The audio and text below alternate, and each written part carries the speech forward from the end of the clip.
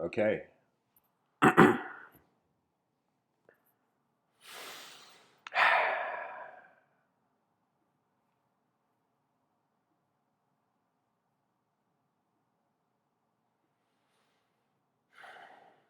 All right.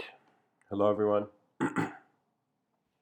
Welcome to today's episode. The title is Sincerity Opens the Gift of Imagination. I want to speak about the invisible universal agenda. This is an idea newly kind of formulated recently.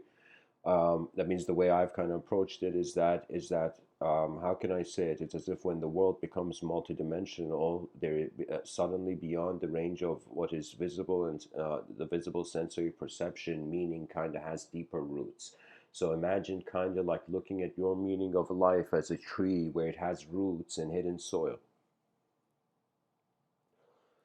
When I sometimes wonder about invisible movement, it's a very unique concept because when we look at movement, we look at it referentially from one object moving to another position in space time, in dimensions of space and time. Uh, However, an invisible object would mean a movement without reference, without points of reference. That means we cannot see, imagine an invisible person jumping on a bunch of rocks to get to another side of the river. We won't see that person jumping on those rocks, yet that person is. Even I'm entertaining this idea. You gotta kind of entertain me here. Because I'll tell you this, Aristotle says it's a sign of an educated mind to entertain an idea without accepting it.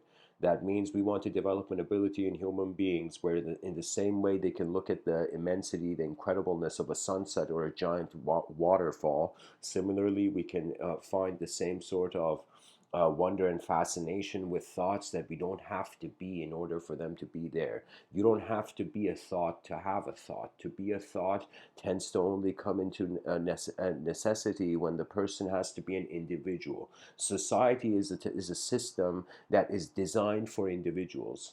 It's not even designed well for individuals, but it's designed simply for an individual to enter it. Sometimes I have wondered, and my soul has shouted at me, kind of asking, what is this civilization? And my only answer is that it is in some sense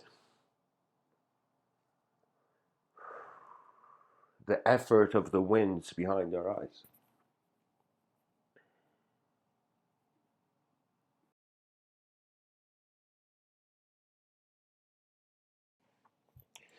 Now, before I get to, I'm going to dedicate half of the talk speaking about the invisible universal agenda, and I have to define each of those words specifically when it comes to that. But first, I'm going to speak about how sincerity and imagination. You see, we are human beings. The human being, we can say, is a certain containment, a container of data. That means this world is filled with many things being informed, many things being information, literally. And so it's like we process this information and we process it at first by choosing for us to be an individual point. That means sometimes I've thought about kind of a child being born on a planet where there is no borders between the nations. It's all one kind of humanity. And I've thought about a child being born from different natures, different cultural programs, and whatnot. And it's kind of cool because if we were all born in this exact same kind of thing, it would be as if there would be less variety in the movements of individual will on this planet. That means it's like it's when you see a drop kind of move on a leaf, you can also see that drop fall into a river. And when that drop falls into the river, it was never a drop. That means when it comes to multidimensional transitioning, and this, I have to leave this for another talk in regards to how man should truly engage the unknown behind his eyes. But really, what I'm saying is,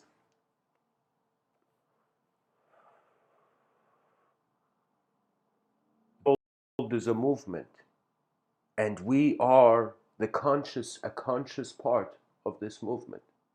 And what's more fascinating, that in front of your eyes you are standing in the world, behind your eyes the world is standing in the void of your attention. That means as much as you are standing in the world is standing in you. I've said this in other ways in other talks, as if man lives in many worlds and many worlds live in man.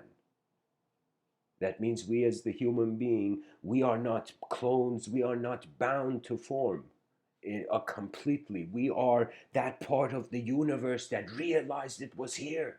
We are the ones that are here, that can see that we are here.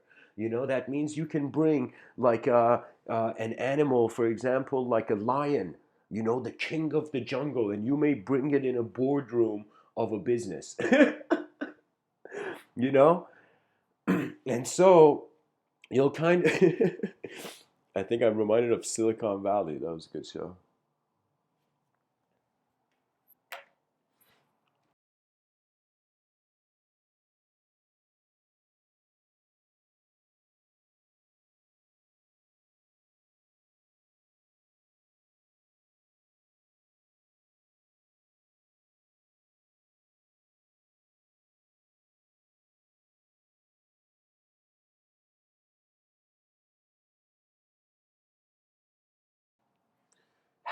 Sorry, guys, I had to answer a phone call real quick.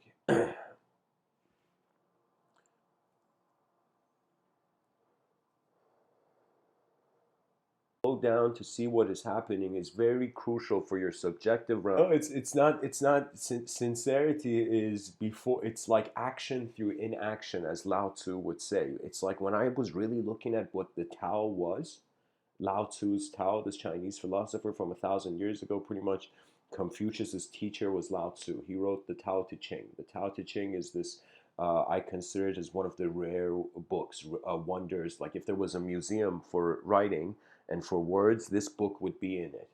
The Upanishads would be in it too.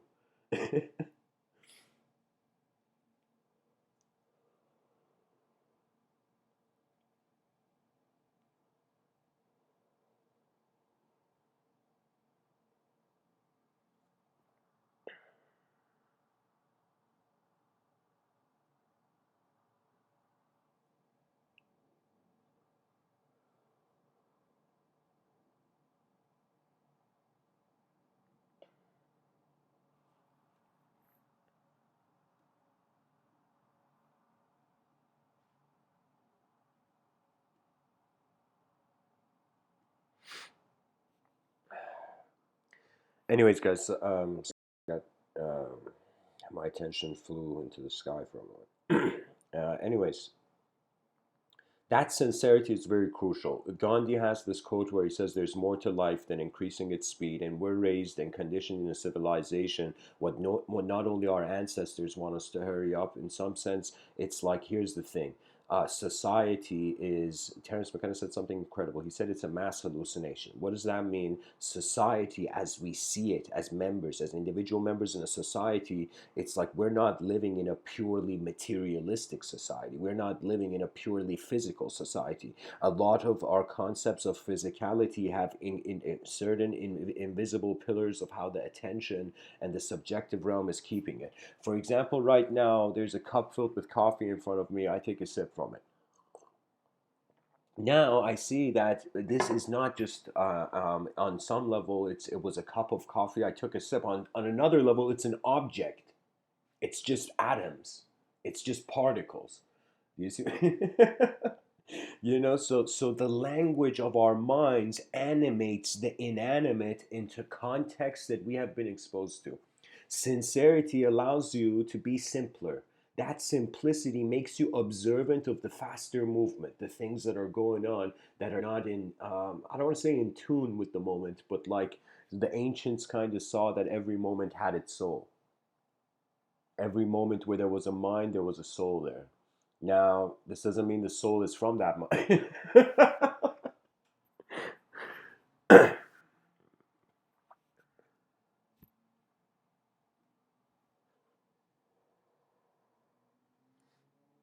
For me, my imagination opened up through a sort of preference list. That preference list, I found parallels to it in the Tao Te Ching. The action through inaction is simply observance. It being realized as a sort of action. So if you think that action is just the movement of your physical body, I would disagree. Action is also the movement of your attention. You know, it is the first act. The first act was for eyes to open. The second act were for eyes to move. The third act was for the eyes to evolve.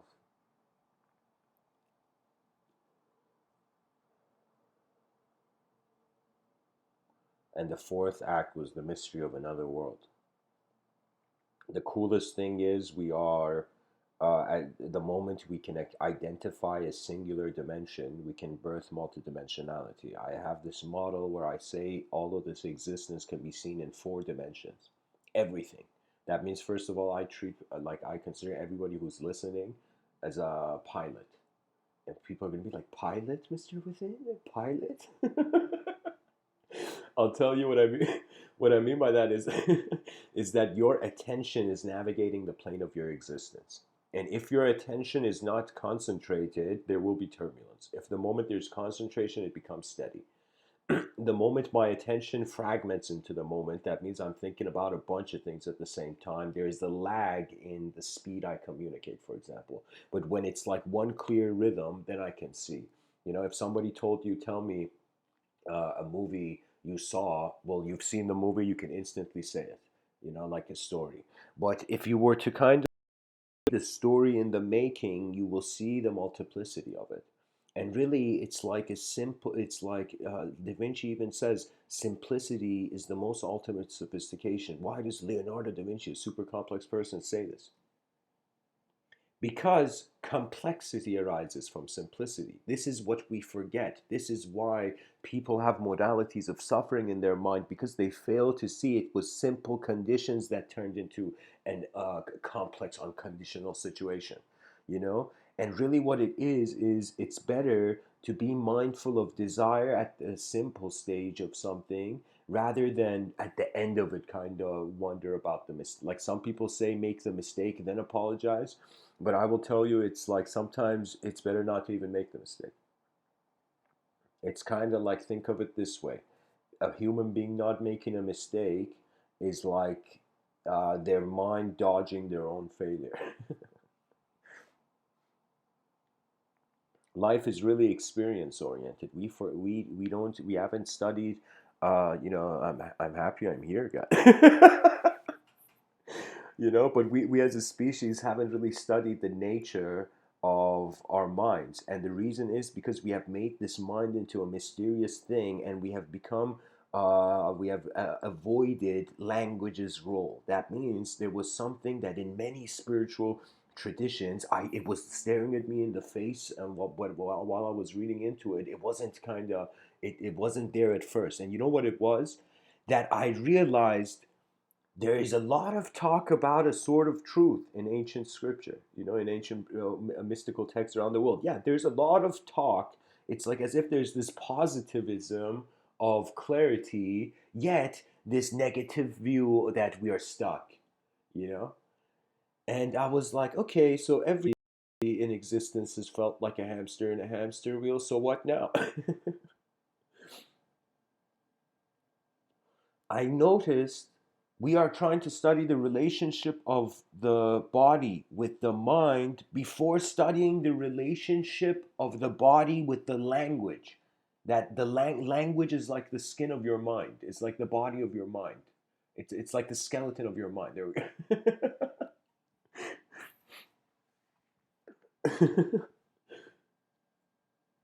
Language is very crucial for me. It's like when I'm sitting down here giving these talks, I find myself kind of like, what am I doing? It's like either my attention is going to objective phenomena or it is going to subjective phenomena. Subjective phenomena, it's more evocational, so it means it comes and goes. So you're required to be concentrated. That means it's like if I see a if like let's say I see something happening in front of me in the objective realm physically, and if I was to maintain that memory in my subjective realm, there would require an effort. That means when the moment I realize there's effort required to kind of remember something, the person has to hold on for a moment and kind of scope. Like, I'll tell you something fascinating. I don't know how many people have observed this, but when you tell someone to remember something, I've noticed most people look up. They look up. It's like you're telling her, "Hey man, do you remember what you did that like 2 days ago?" And the person looks up into the sky. And I wondered why. And it's as if like thoughts are above our heads. That I imagine like everything I'm saying right now in a subtler dimension, in another room of this reality, it's above my head. Imagine the third eye is a film projector. and it's projecting a three-dimensional hologram. And when the person's trying to remember, he's looking at this hologram like, okay, what did I do that day?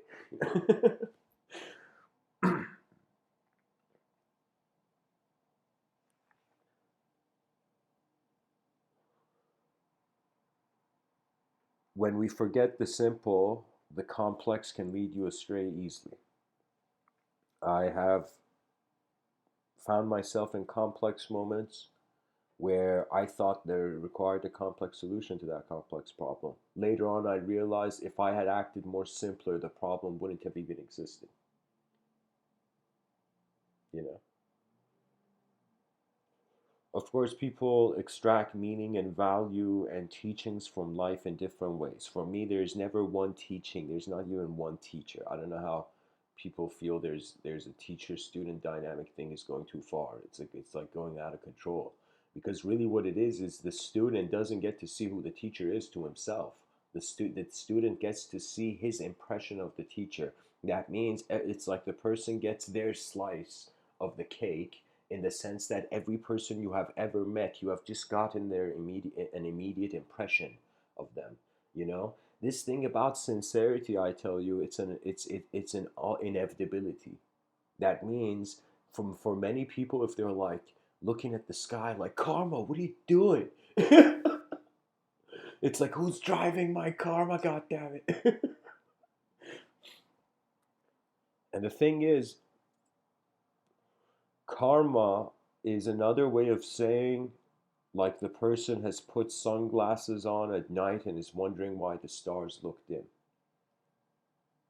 Certain things in life are unconditional. Things that are unconditional, what can you realistically do? Ignore them or accept them. That's all you can do.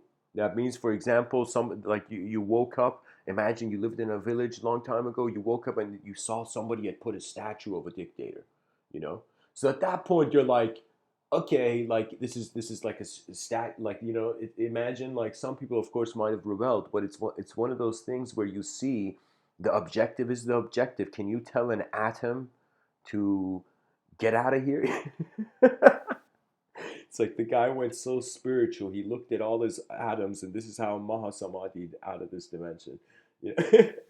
I'm saying this playfully, but the guy at the end of his life, he was so enlightened, so conscious. He looked at all his atoms, and he's like, "Get out of here, you punks!" And his material existence faded into light.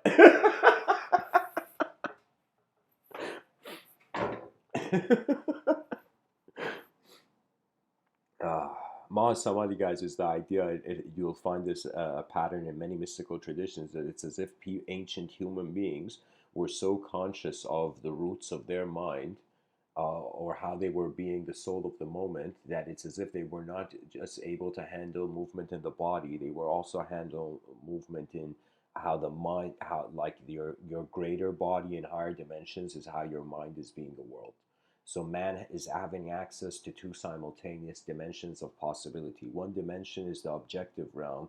It goes based on its own program, its own laws. So if any person doesn't study the, like, don't think it because I'm talking about metaphysics, I'm telling people, hey, forget physics. You can't forget physics. Physics is the basic. It's like you need a foundation. The pilot needs a liftoff platform.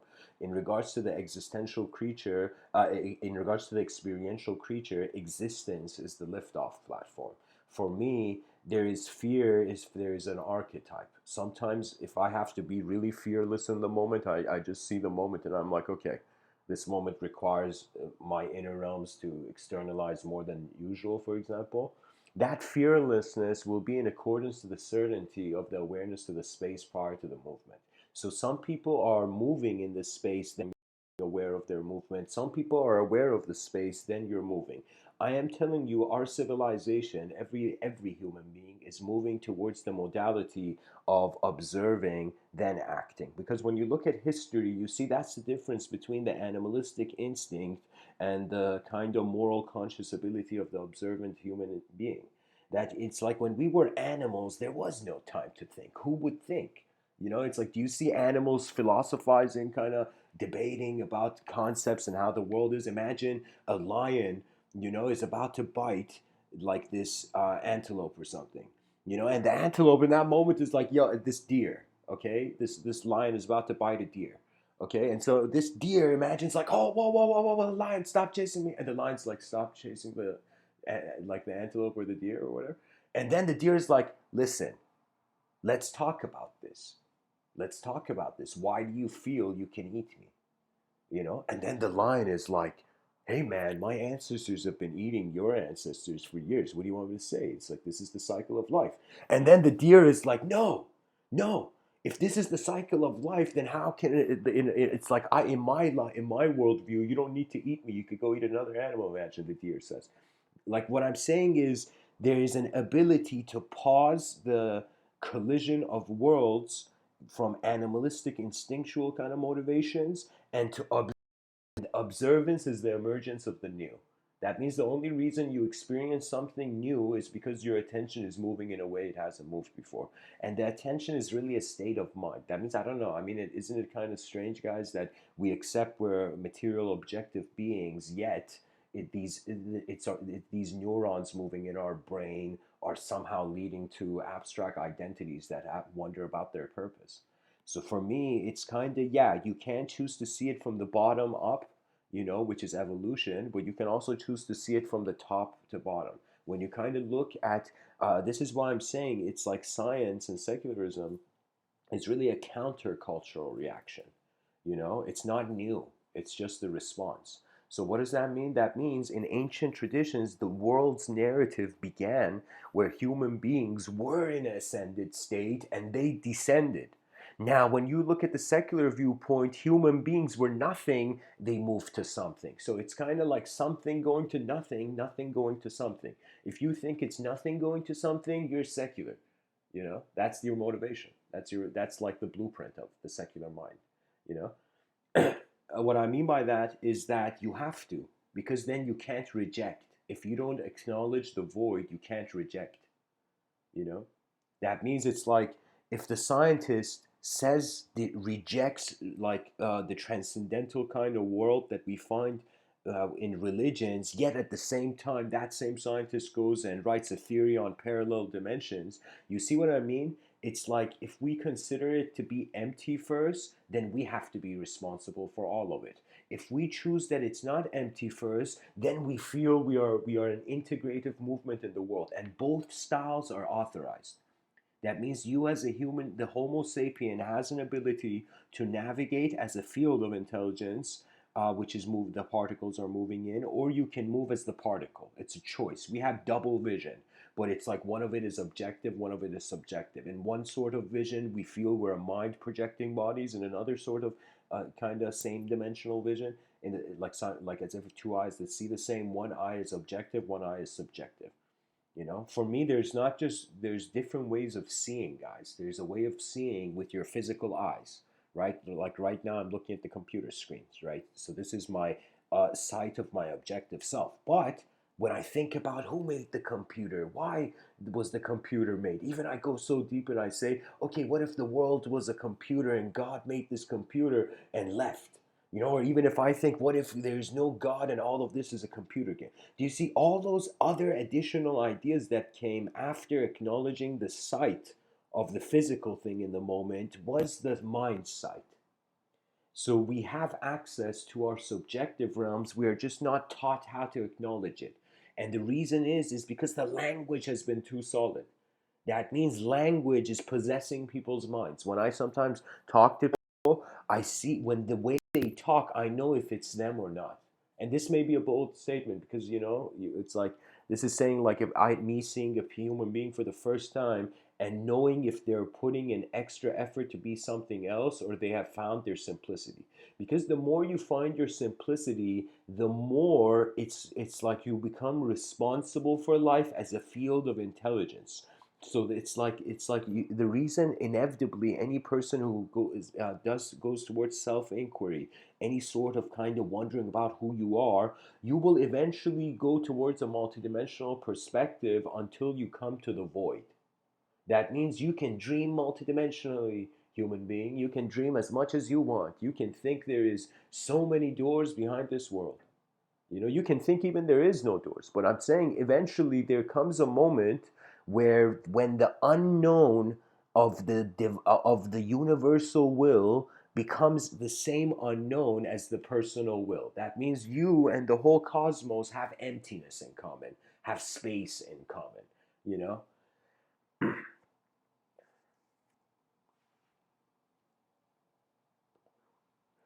The world is filled with stories. People are just code. They're not just code, but they're like people's the personality is a linguistic code. It's a code in language. It can be coded in language. You can totally see. So Mr. Within is saying you're a creature beyond language, but your civilization is worshiping language currently, and now if you're a creature that is beyond language, what are you? Opens up a domain where we need so many philosophers. It's like philosophers, by the way, guys, for me, the way I see it, they are they are soldiers being sent towards the unknown. That's it. Life has different values, but unless you can unless you have the allegiance of your simple self, complex self moments will define you endlessly in this life. It's another way of saying, like, as Sogyal Rinpoche, I believe it was him, he said something like, unless you conquer anger, your enemies will be inexhaustible. Just take that sentence in. Unless you conquer anger, your enemies will be inexhaustible. And let me tell you what that means. Anger is subjective. So the person who thinks he has an enemy is subconsciously how his how his mind.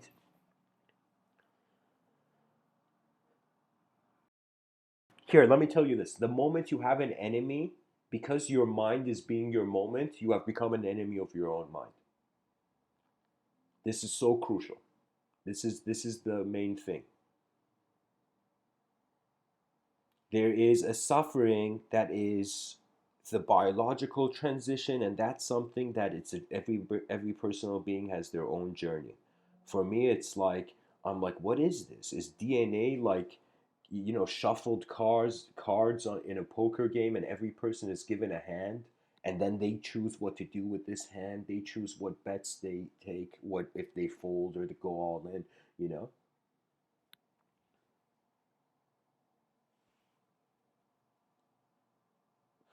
For me, it was a kind of return to that which was awe-inspiring, fascinating. It was like I looked at happiness and I'm like, okay, if being 24/7 happy, it seems artificial.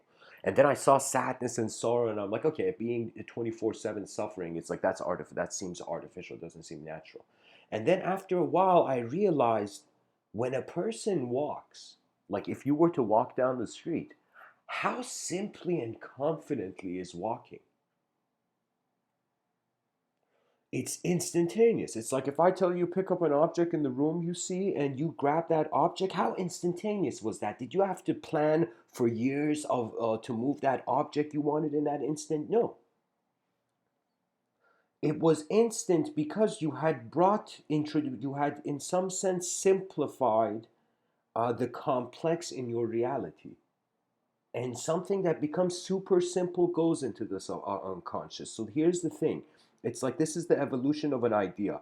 It steps out of the unconscious. Here's the thing.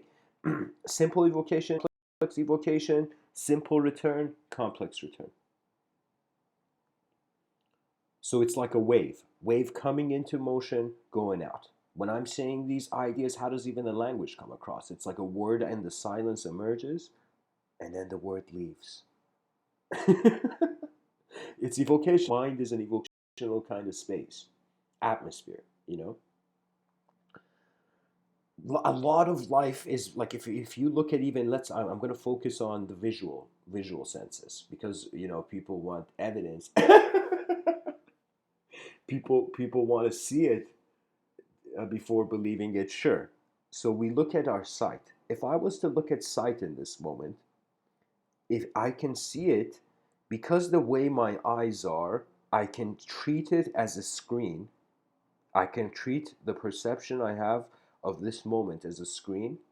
Like imagine we've gone to the movies and we're looking at a screen, right? The person can see how like it's a theater screen. You can see every, like your sight is a screen. You know, it's like the film is on. You're in the film. You know, you're watching a film that you're in. That's kind of what life, the mind's position is.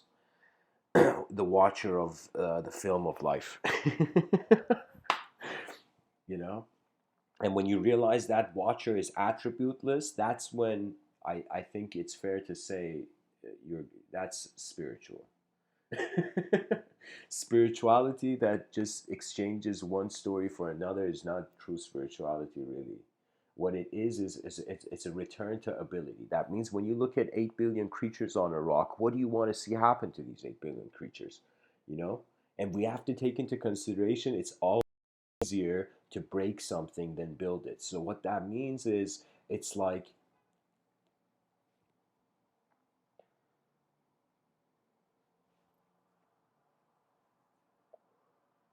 evil is uh, weak. Evil is really weak. Beings, a mind that has to forcefully change the external to justify its internal is a weak mind. But a mind that can acknowledge both realms, that means it's like when you suddenly see there's more to you than just your eyes, or there's more to you than what you see. There is the one looking, and the looking seems to be an unknown potential, like a and probability generator.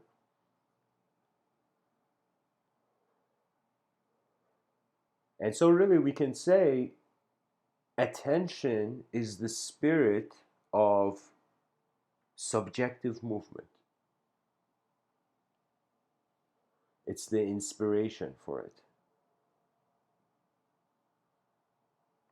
Attention. That means think of your attention in the moment as like a symphony conductor or orchestrator, and as every way your attention moves, your senses realign to you subjectively. You know, they can. You know, you can be the same person for your whole life, but you'll miss out on all the different ways you could have been. You know.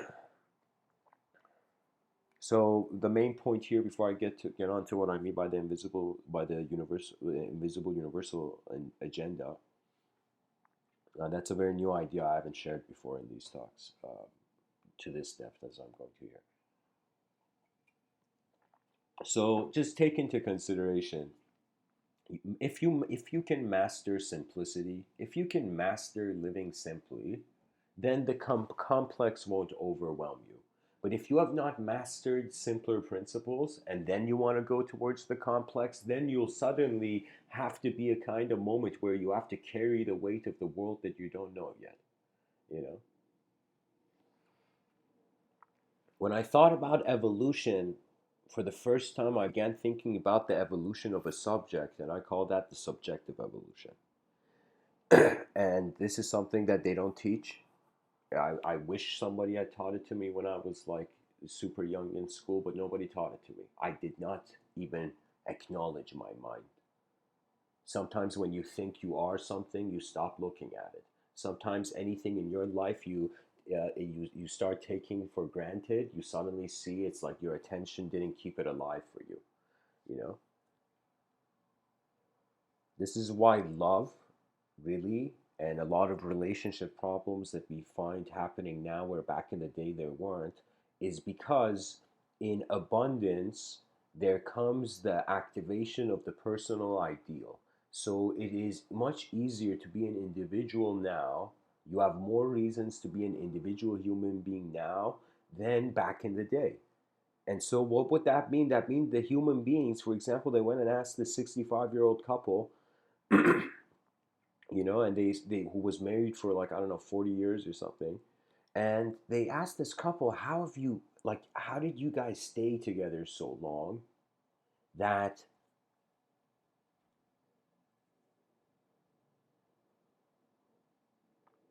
people nowadays, they have like divorce rates are like 50%, and everybody has so many options. It's like, why even love anymore? You know, when you can window shop for love all you want, It's like, why actually go? Why keep it authentic when intense unauthentic modalities of it are accessible, right? So the couple, that 65-year-old couple, says because we came from a time, like they weren't angry, but like they said because we came from a time where it was when something broke, we fixed it. We didn't just let go of it. Like when the TV broke, we fixed it. We tried to fix it. When the radio broke, we tried to fix it. We didn't throw away the radio and go buy a totally new radio. And so that's the thing. The endurance of the will has changed. And I noticed that the moment we left nature, our imagination became our own responsibility. When we were in nature, the whole ecosystem was our imagination. And so this is why you can say whether religion was man-made or not, it was inevitable.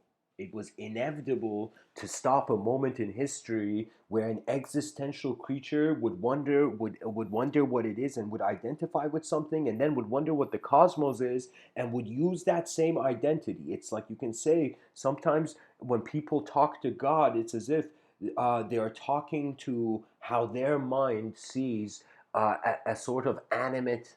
It's as if the cosmos is alive and can hear you. For a religious man, that can you imagine like what that does for your psychology? Some people may think it's like ignorance, but I think it's not. It gives you hidden strength. That means the moment you believe in invisible agencies, you also believe in invisible probabilities. you know?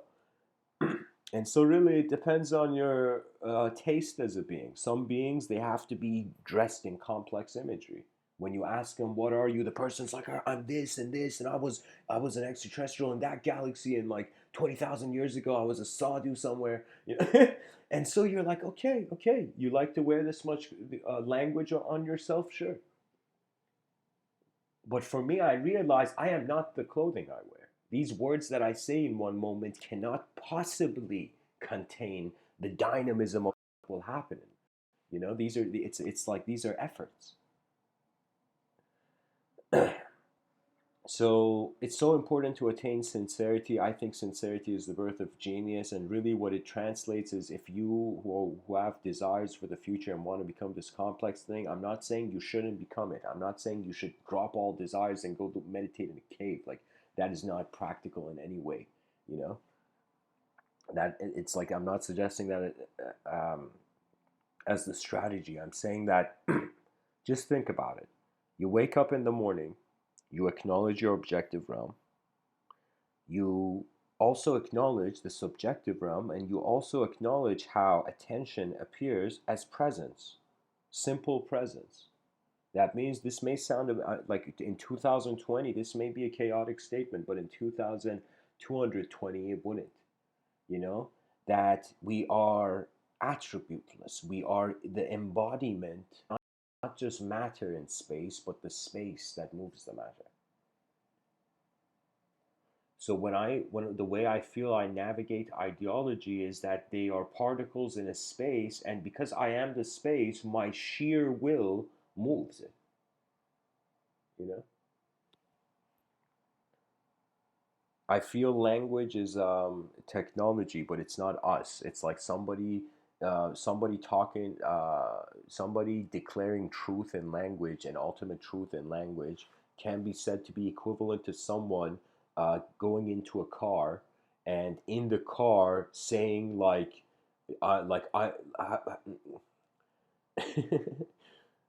I'm just saying it's like we think we're Iron Man in the Iron Man suit, but it's like imagine Tony Stark forgets he's Tony Stark and he thinks he's Iron Man.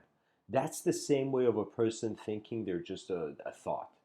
A person thinking they're a thought, it's like Tony Stark forgetting he's not Iron Man in the Iron Man suit. You can get out of the Iron Man suit. You can get out of a certain mode of how thought appeared in a moment. The unknown dynamism of life will inevitably inspire the greatest known efforts. That means, what do you do when you know it all? What do you do? What can you do? If you were to just fathom, if let's just assume that you knew everything, you were the most advanced, intelligent thing in the universe, and let's say you knew everything, what then? What happens after the ultimate samadhi and the ultimate oneness? What happens after all the drops have returned to the ocean? What happens? We live for the dimensions of our world. Right now, we're living as if only people are alive and animals are alive, and some people rarely acknowledge plants alive. You know, so we are at a point where it will eventually be realizing the whole moment is alive.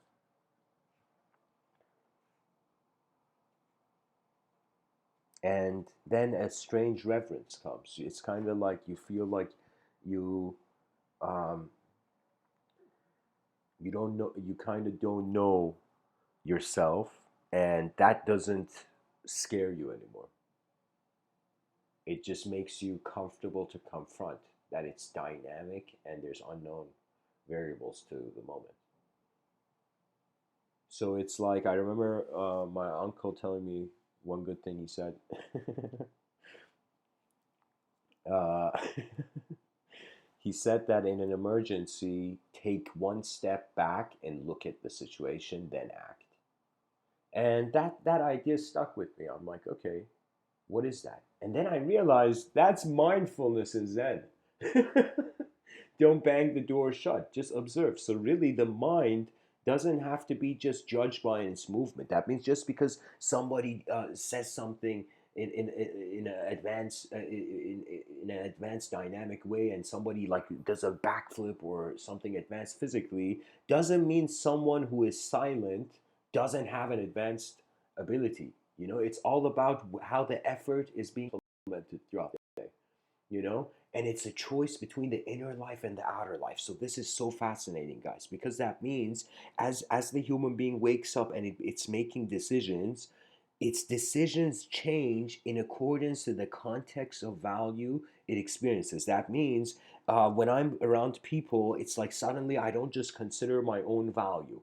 It's as if my species, my world has a value to me. It's like regardless. It's like I acknowledge other people's value, so that my context and the intensity of the rhythm of my thought, for example, adjusts to that environment. But when I'm alone, for example, at the end of the day, when I've come home and I just get in the bed and just have my head on the pillow, and just kind of like, okay, we got through this day.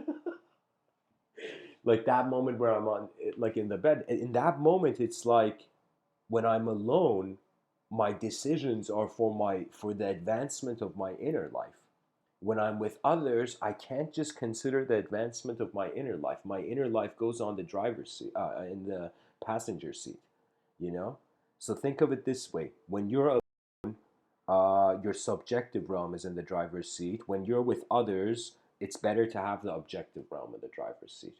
That means the reason this world is kind of is we're all in it. It can be said to be that we have things in common, and if we didn't have things in common, we wouldn't be able to create a language. We wouldn't be able to communicate our inner realms. So on some level, sure, we're an evolutionary animal making sophisticated mouth noises, and this is how far we've come. But in another way, we are, instead of just seeing ourselves as an animal, we are seeing ourselves as um, a relationship between different dimensions of activity and between the knower and, playfully, I would say, the unknower.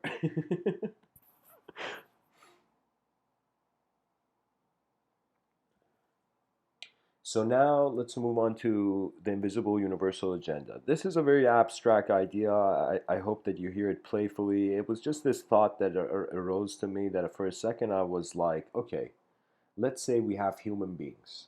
Now I'm a human being and I go see, for example, there is ants, you know, and I realize, okay, my eyes as a human being is looking at that ant, and that ant sensory sphere of perception, and that ant is looking at its environment. So I'm looking at my environment. Now the ant is a part of my environment and it doesn't know. It doesn't know, right? It doesn't know, like a human being is staring at it, right? So I thought, what if we are the ant? What if we are the ant and there has been deeper things going on, and we just don't have the vision to see it. That means I thought, what if underneath this material civilization we're building, there's another storyline going? And here comes the challenge, because the mind can animate, so that means you have to wonder about the unknown, not as an individual. I never finished it, but I was talking about four dimensions that I acknowledge the plane of existence in: the zero dimension, the two dimension, and then I say the infinite dimension. Okay, when I say the infinite dimension, that means after you have duality, you can have infinity. Duality is the father of infinity, but the void is the father of is the mother of singularity, right? And what I mean by that is that pretty much what can happen in this world, intelligence wise. You acknowledge the space, which is the void. So you realize, all right, we're all like waves, again, waves on an ocean that have appeared and will disappear. So you see emptiness. So you've acknowledged the zero dimension. Anytime you as a human being become comfortable with your own emptiness, that's the only way you'll deserve the glory of your mind. You won't deserve your own greatness until you experience how it is not to have it. You know.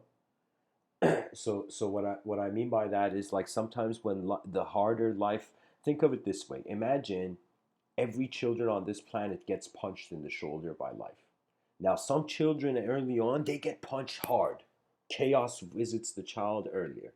That's like the, you can say, the unique karma of the child. That child, we don't know why. It's hard to imagine, and we as a civilization want to stop inefficiency as quickly as possible to usher in an era of advanced efficiency and efficient vision. But the thing is, like, some children have it rough and some children have it easy. And when we wonder about the society, I kind of saw it as a brain. And I thought, would it be better if everybody was the same class, if we didn't have classes? Like, I was beginning to kind of think about how much Karl Marx was conscious of his own limitations, because any person, like, here's the thing. It's so easy for a person to make everything center around one idea, but it is not efficient. That means I can come and say, this cup in front of me, the whole universe is shaped like a cup. And everybody's going to be like, oh my God, we're all like liquid in a cup, and the universe is the container. And consciousness is like the liquid. So we can make this one object have macrocosmic value. Yet, is it necessary? Socrates has this thing where he says, before you say something, ask yourself make sure your words pass through three gates. Is it is it Oh man, let me find this. Uh, Socrates, three gates. Let's see what Saint Google says. Oh, three sieves. There we go.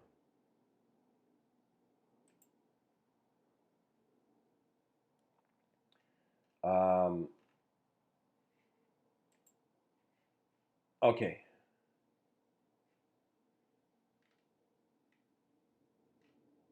Let me see. Some.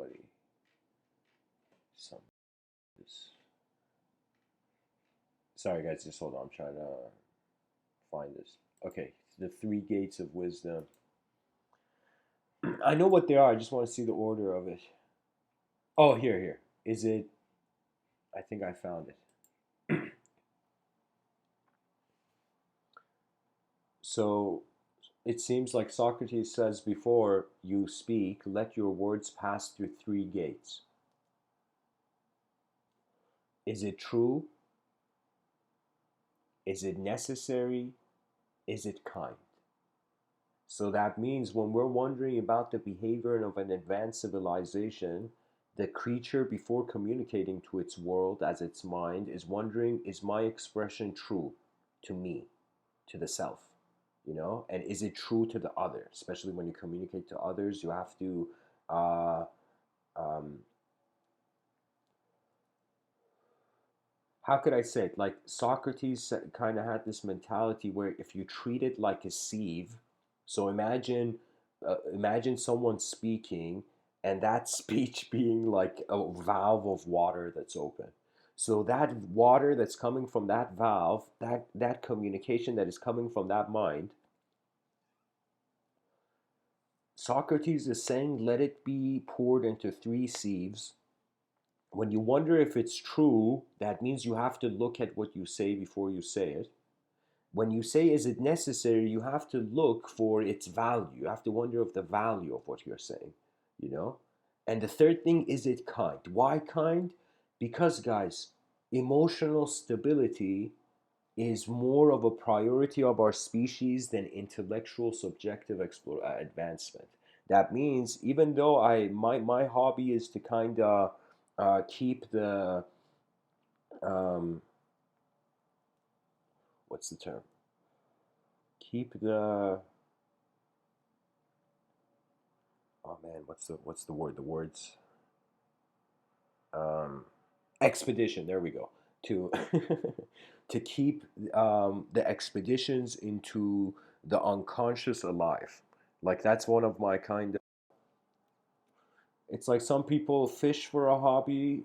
I wonder how the mind exists for a hobby.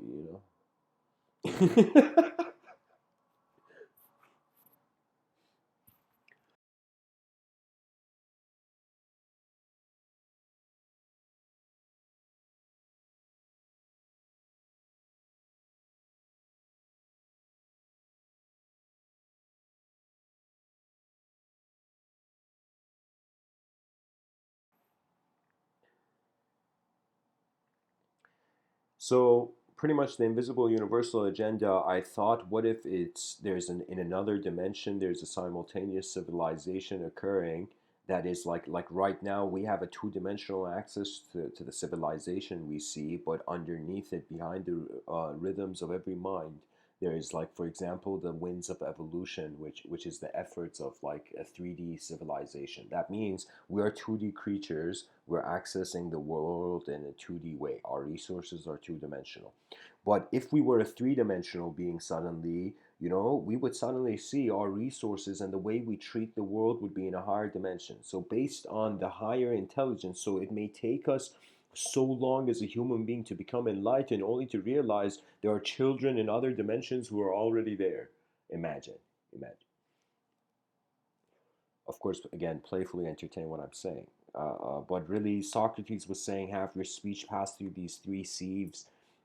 Inevitably, it's a relationship of the environment with the creature and the creature with the environment.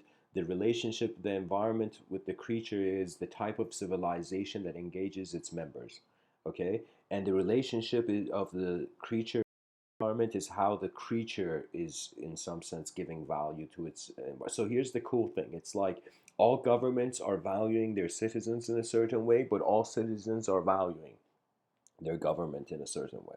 Laws was a way of creating collective values. That means just the ability to come acknowledge law is so crucial. It's like it was a huge evolution of our intellect to be able to consider values. And to be honest, the first introduction to man's laws, that means if you really think about it, what laws were cared for at first? For me, I like the same.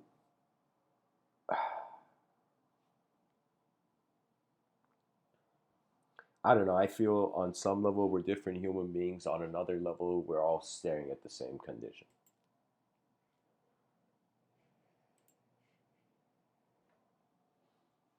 So just this, I mean, in mystical traditions, there's been, for example, talks about Shangri-La, this hidden city. Hafez and Rumi. There's a quote where it seems like Rumi's saying, "Me and Hafez have kind of like are still on the first street, uh, are in an alley of the truth." But Attar, this poet that was the elder of both of them, this poet named Attar, his poetry is next level. This Attar had seen the seven cities, uh, Rumi had said.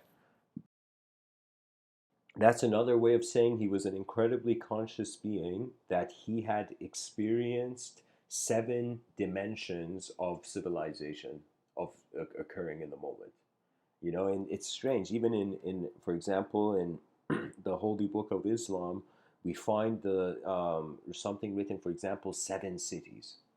You know, there's so many. It's like our our ancestors actually looked at a more multidimensional world because they had less reasons to think it was singular. So believe it or not, it's like the religious person, if they the religious person now, if they were alive in ancient Greece, would have more common with that ancient Greek person who sees gods walking on clouds. It's like, think of it this way: religion is how imagination is being made into a reality through the efforts of individuals. That means sometimes the question is very intense, because that philosophical idea is like, if there's nobody in a forest and a tree falls, does anybody hear it? Did the tree fall? So that's the thing where it's like, because the mind is the light in the room, it is feeling like it is the origin of everything. But objectively, the mind is originating in a certain range. That means my physical body is not the whole cosmos. It is like my body in this room. You know. That means if the ego asks what am I, it would say I'm the body. But if the mind, it's like the body looks at itself. The e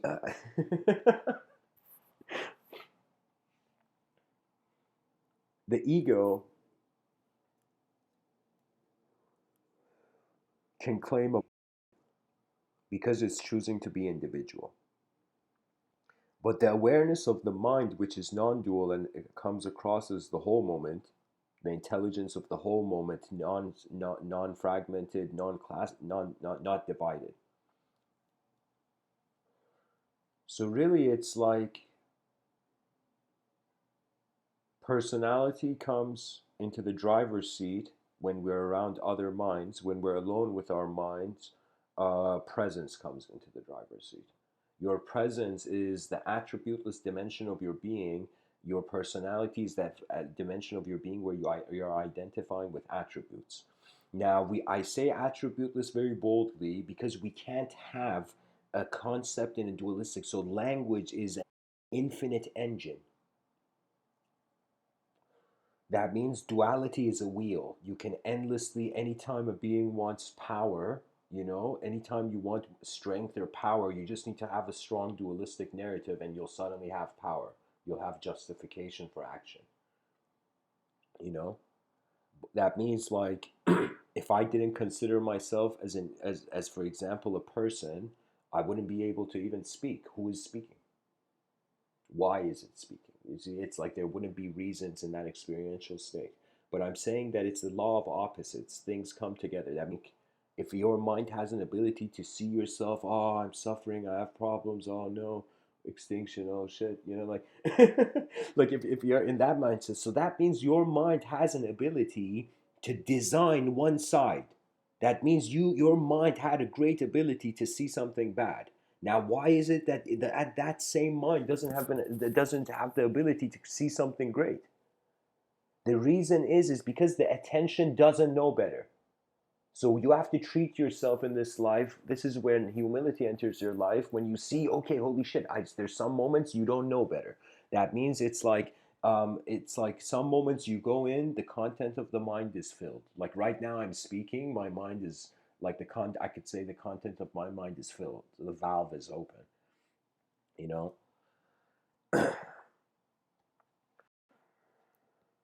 but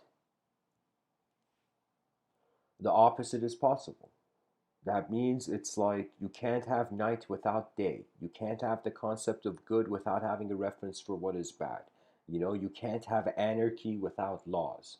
And so everything in regards to the individual domain of knowledge is preserved in language, which is by nature a dualistic technology. So that means we have to be able to conduct it's like, think of it this way: we will become an advanced civilization, attaining the ultimate state, which is the infinite dimension, if we go through these three phases. First, the whole species has to be comfortable with the void, basic. This is the basic. Get comfortable with emptiness. Realize life is a temporary thing. Let your mortality not be a source of fear, but be a greatest inspiration. It's like it's kind of cool. It's like you're on the stage. When you wake up in the morning, the performance has begun. The performance of living, right? And so it's like sometimes this is some people have said like you know it was uncommon for me to start talking this much. I was like the most silent, quiet kid. Nobody knew who I was, and then suddenly I started giving these talks. so, so it was, as I. It's strange. The more quieter you are as a kid, it's like the middle child of any family is uh, the most observant, and strangely the most blessed. You know, because it has access to dimensions of an older brother and a younger brother. The younger brother doesn't have access to the dimension of being an older brother, you know? Imagine in a family like where there's three kids, three brothers, different ages. So that's what I'm saying. The middle way. The Buddha was like the middle way, middle way, middle way, you know?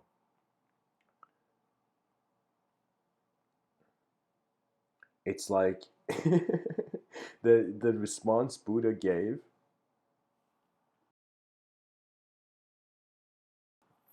would be the same response you would give to somebody who was wondering how to walk over a tightrope from one side of the Niagara Falls to the other.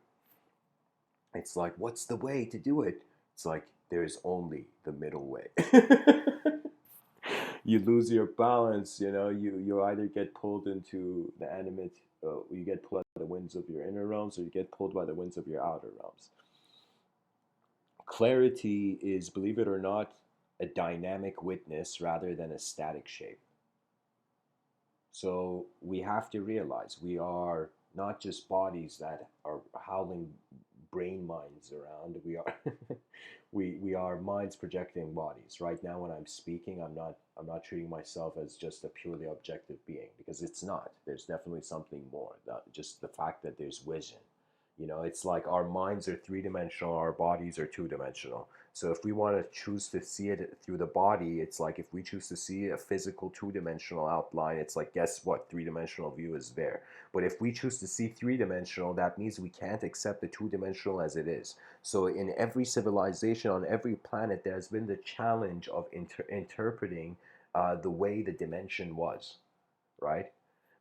I feel that we should kind of usher in as a species what I have called, I see it happening. I don't know if I'm going to be alive to see it on that much of a massive level, but I see it like there's going to be this multidimensional renaissance. It's going to be the recognition that 8 billion beings on this planet are going to suddenly realize if their species wasn't there, they would be alone on a rock. So when you confront and see, okay, it doesn't make sense to be alone on a rock when there's the opportunity of 8 billion minds in the same room. Imagine like you're a person and you wanted to in a group of like you wanted to find the eight.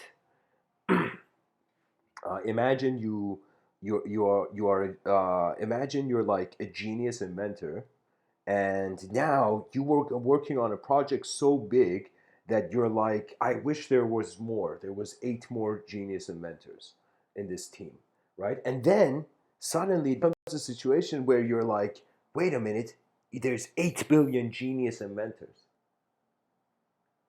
And if we can somehow make the civilization, make people who are living daily lives begin wondering, at least just wondering personally for themselves, what is going on, they will automatically, through their alertness, see more out of the world. You know, life is not just about being aware of things outside of you and running towards them till the end of your life. It's also about internal content. As if treating your mind like it's a book you haven't read and your life is your chance to read it. I remember the logos early on, kind of, you know, playfully whispering to me that behind every person's eyes, there are hidden libraries. And these libraries require the activation of the world. Right now we think the world is just the person's responsibility, but the more integration occurs on an individual towards individuals, what does that mean? That means imagine right now you literally like how you feel like with people you love, like siblings or family members or even like partners, that same sense of you have like I care for this being, I want this being to continue. Now imagine you had this on a massive global level. Do you know what safety would be created? Now, it doesn't mean we have to think of a utopia. I'm telling you, a system that has 8 billion eyes in it means it has 8 billion dimensions and more. So that means there is 8 billion ways to look at this life as a human being.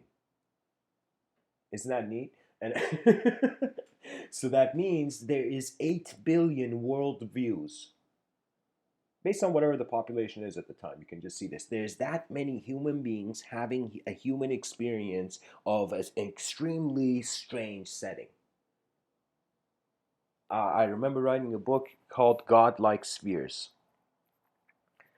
And this book, it was, first of all, that sentence for me is, I'm very proud of the title of this book. I feel it was the best, one of the best things I wrote ever, because it was the suggestion that regardless of how you personify the cosmos, there is a geometry to it.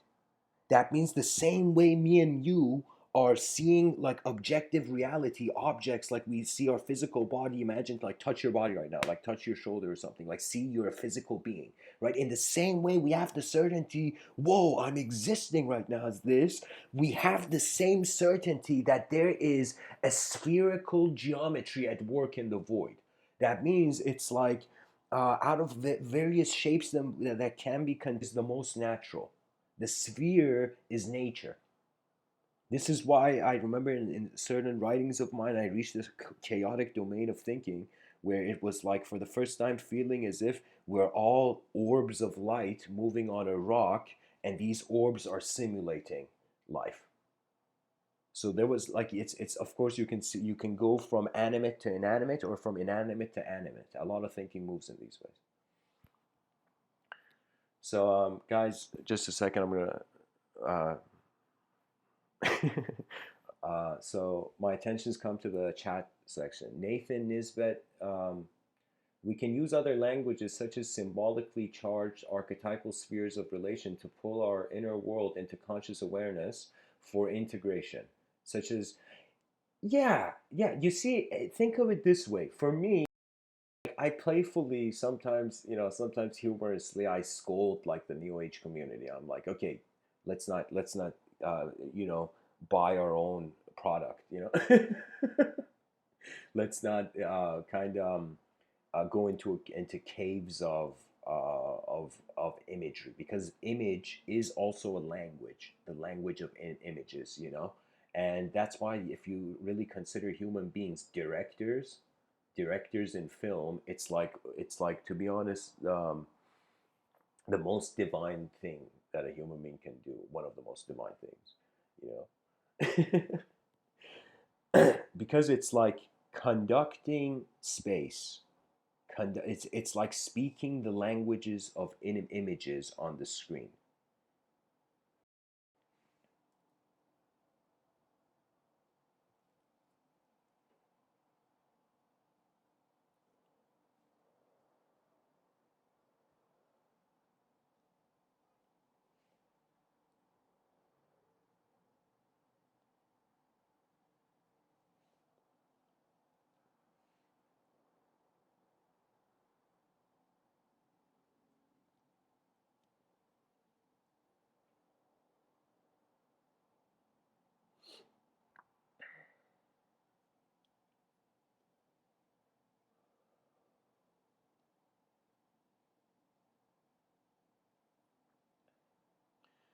Ah, sorry guys, my attention's drifting.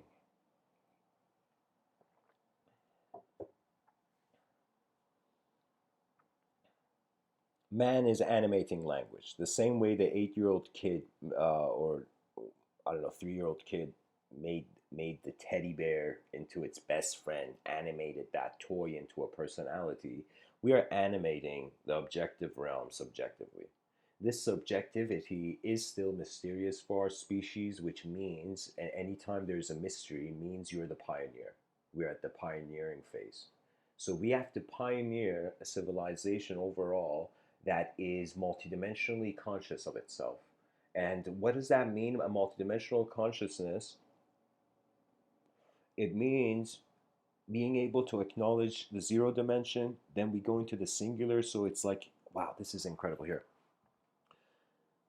This is Mr. Within's explanation of various states of mind and how they lead to dimensions and the interaction of the objective realm with the subjective realm.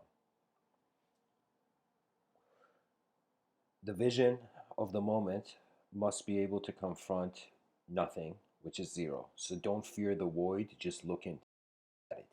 Just look at the same way you confront an object, you open a drawer to grab a cup to drink water, like you confronted it. You opened up something that was unknown and you saw what it was, and the knowledge kind of went through.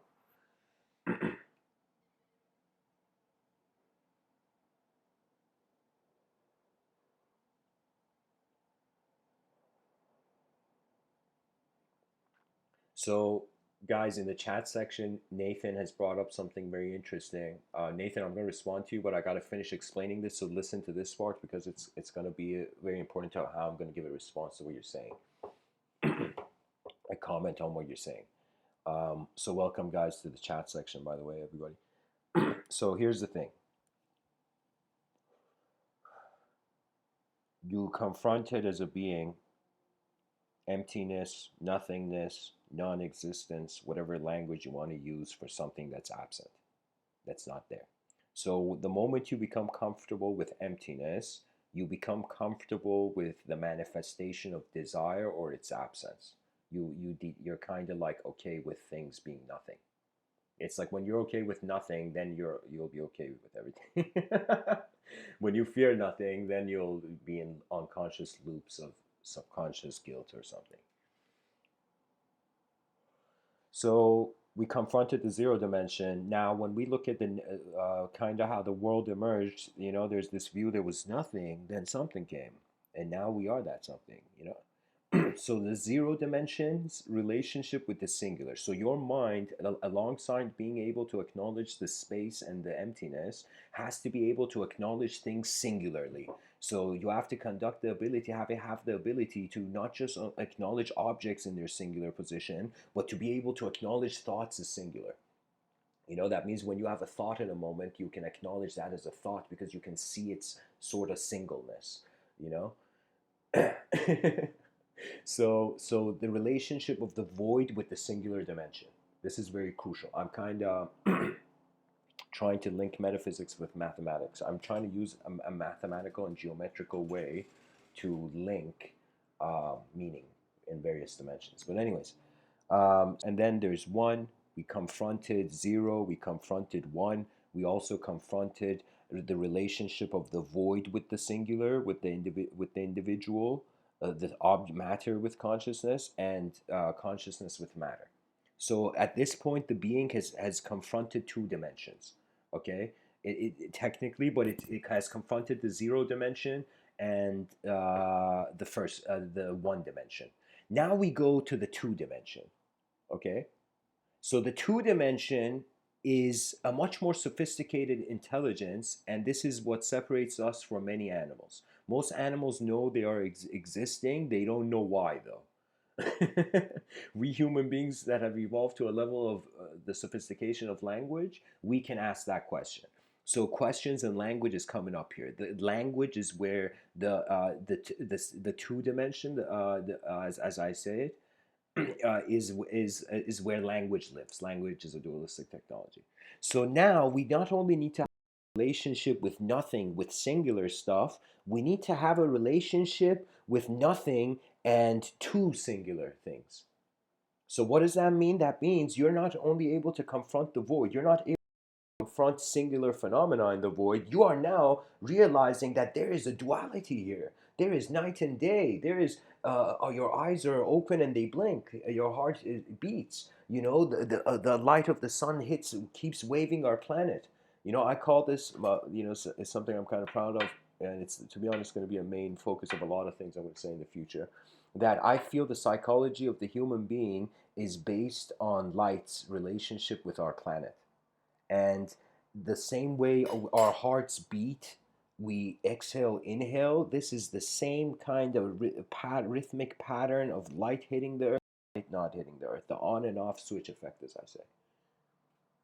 So, anyways, in order to be comfortable with duality, you must be comfortable with the singular and the void, then the relationship of the singular with duality, and duality with the singular, and then the relationship of the void with duality with the singular. So with all of these, right? So you are, so right now what has happened when you've become a creature, so every person who has an ego, you should actually clap for them because they've made it to this third technical dimension, you know? So they have confronted they can acknowledge void space. They can acknowledge a singular thing in the space, consciousness or mind, because mind appears as if it's a god of its own room. So there's so there's the singular, the void, the space, the singular stuff in the space. Now, how that's singular, it's like when you look at the number two, you see it's made of two ones. So you see that after there was attention of the void, after the attention went to the singular, to one thing, then it started to see that thing in relationship to itself. So for the first time, it's like we saw an object and we compared the object to itself, and that's when the subject arose. Do you know? So it's like a kind of dualism, right? We moved into the dualistic. We confront. So the zero dimension got confronted, the singular dimension got confronted, and we suddenly saw that the relationship of singular with duality. That's where when we're getting into the infinite kind of triangular, um, like people probably are not listening now may not understand the context I'm speaking about what I'm going to say right now, but like after the second dimension, there is, I say there's the infinite dimension, not to keep people distracted to a third, which would inevitably bring in all the numbers as dimensions. You know, it's a sense of realizing like the edge of the finite dimension is infinity. So the evolution of attention in the void, if it's going towards a more crystallization and complexity, as if it's a movement from simple phenomena to complex phenomena or complex intelligence, this complexity is now alive as a creature in a society, acknowledging language, dualistic technology. But what is beyond there is going to be a return to the experiencer, and the experiencer can then be, it's like the difference of someone who's gone to war and someone who hasn't, right? The person who's gone to war, their mind has experienced the reality of something. That means when somebody else who hasn't gone to war talks about it, they'll know what they're talking about, if it's real or not, you know? So it's kind of like you go through it's like the aftermath of the scars you attained in battle.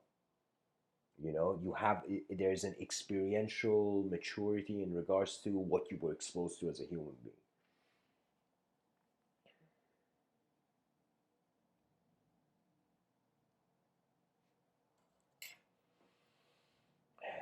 So, anyways, it's ultimately an evolutionary return to nature. The infinite dimension is where it gets. There's two ways to the language threshold: the void or the infinite.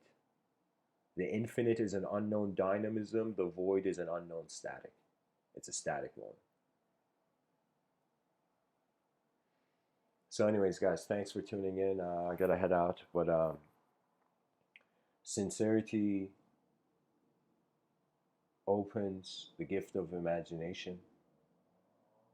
Sincerity means being comfortable with the simpler dimensions of your being, and you can say the kind of performing nature of life, how every day happens once, is like, it's like once you become comfortable with things being not moving, you also it becomes much easier to become comfortable with things moving, because if you just start from things moving, when that thing stops, the emptiness is going to freak you out. But if the emptiness doesn't freak you out and then you work with thought, then it becomes like when you don't think you are the thought, you become free to use it. When Tony Stark realized he wasn't the Iron Man suit, he stepped out of it.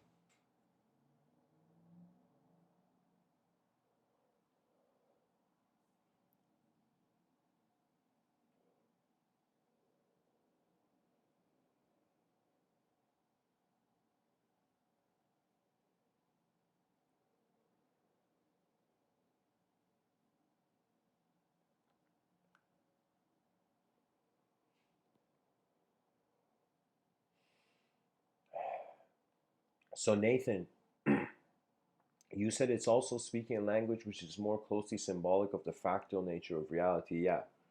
Um, a fractal, we can say, is a way we are trying to personify the infinite. It's a geometrical translation of the infinite. It's like it's like a fractal is like endless progression and regression simultaneously, therefore rendering no direction, just pure, endless multidimensional presence.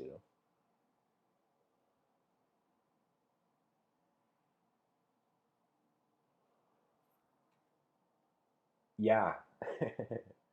So I agree with you, Nathan. Yeah, once we confront the second dimension, and then when I say the third is the infinite, well, the moment you master duality, that means you can observe duality.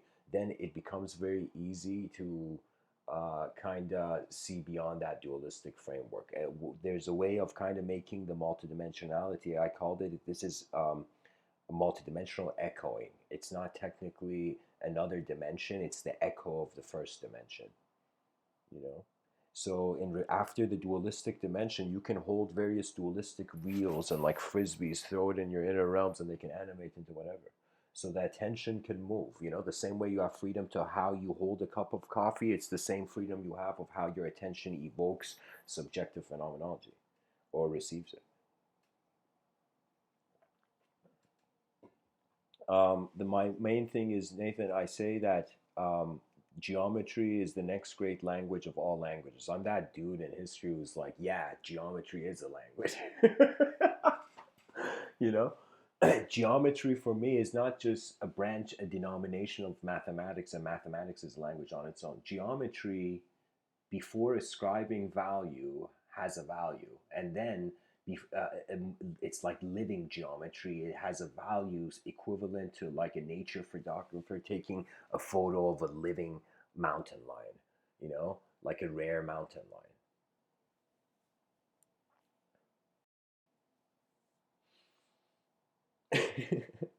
Yeah, so we have to study the movements of our living imagination, which is being the moment. And imagination is, I tell to people, for now, it is very personalized.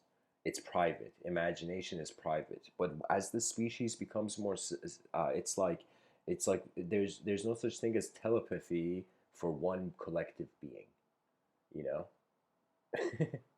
So what it is we are moving towards the evolution of a collectivity, which means like these are the options. Either these 8 billion creatures dwell in their own inner realms, or they acknowledge a sort of language of commonality and attend to a civilization 4 billion years in the making. Humanity is honestly a science project, and it should be cared for. That's it. People should care. That means at least 10% of your life, whoever you are in this world, authentically question and wonder what is the greatness of your civilization. Yeah, because it's the evolution of the individual life is service. Let me say it like this. Rabindranath Tagore has this quote. He says, "I slept and dreamt that life was joy. I awoke and I saw that life is service. I awoke and I saw life is service." And then he says, "I acted. And behold, service was joy." That means the evolution of the individual joy would be a service to a collective value, which is the ultimate continuity of the value of that human being. you know. That means it's kind of like we're literally like creatures on an island, and we have to create some sort of collective narrative and ethos, a collective inspiration, you know. So I call that civilization 2.0. I think it's very possible. We just have to kind of relook at, re-examine the psychological disposition of man, and how ever since leaving the food chain, the world has become our responsibility. That's why it's like when it's like when something else moves you in the moment, you suffer less because you have to be less responsible for the outcome. You know, like a child in a car sitting in the back seat at a young age. I remember my parents would go on these road trips. Me and my brother would be in the back seat sleeping, and the drive would be like a couple hours. So it's like, how would I say, that child in the back seat is doesn't have, uh, doesn't care, doesn't suffer the consequence of what happens in the car, because the father is driving the car. The child just trusts the father. That trust makes it not suffer like that, right? So it's as if when something else is moving, you trust it, right? People don't. It's like our heart naturally beats. You don't think about your heart; it beats. That's the beautiful thing about nature. It's alive before you were.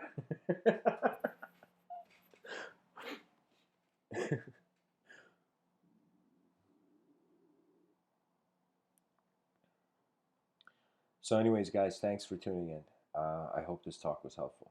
Much blessings and namaste.